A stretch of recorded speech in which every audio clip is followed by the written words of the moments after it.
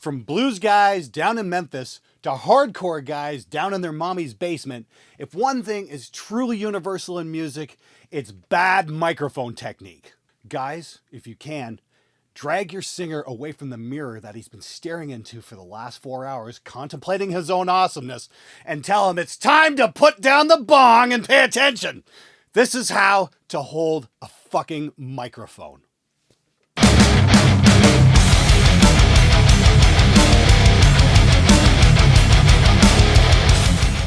Now, I've gone to a lot of shows over the years, and yeah, the one constant is that most vocalists sound something similar to Mushmouth from the Fat Albert Gang.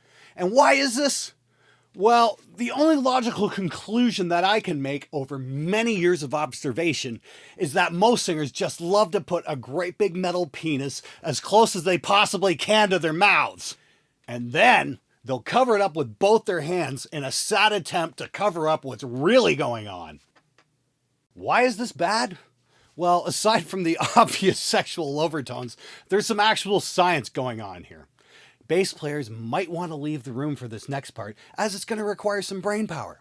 Maybe you guys can go find a ball to bounce. Most handheld microphones use what is called a cardioid pickup pattern, meaning sound is picked up from the front and generally rejected from the sides and the back. The trade-off here is something called proximity effect. And what that means is the closer a microphone gets to its source, the more the bass increases. Generally, I find the proximity effect kicks in at about 2.5 inches on most vocalists.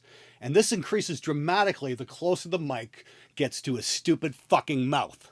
This is a fact that most singers are completely oblivious to. They'll wail away incessantly, meanwhile the audience suffers. Most male vocalists don't need the bass boost from a proximity effect. They can get by just fine if they pull the mic back about 1 inch away from their mouths, or better yet, 2 inches away from that never-closing yap. Now, the other great travesty is the cupper, the guy who has to cover the mic capsule completely to focus the sound into the front of the mic. These guys are also known as complete fucking morons! And here's why. For a cardioid microphone to work correctly, sound not only has to come in to the front, but it also has to come into the sides and to the rear. Yes, you heard me correctly. Sound has to come in to the sides and to the rear. Trick is, all those little holes behind the capsule are actually tuned ports. And what those do is allow the sound to enter the rear of the capsule, but with a slight delay. And the slight delay from the back of the mic cancels out with the sound entering the front of the mic, therefore making your mic directional. Now this translates into the real world like this. If you cover those tune ports with your hand, you're turning your mic into an omnidirectional mic, meaning sound is picked up from all directions. So not only are you turning your great cardioid into a shitty omni, you're gonna lose proximity effect and thin out your tone. And the worst part is, because it's now an omni, you're gonna be much more susceptible to feedback. It never ceases to amaze me how human beings can fuck up using even the most basic technology. If you wanna know just how bad cupping the mic really sounds, I'll demonstrate.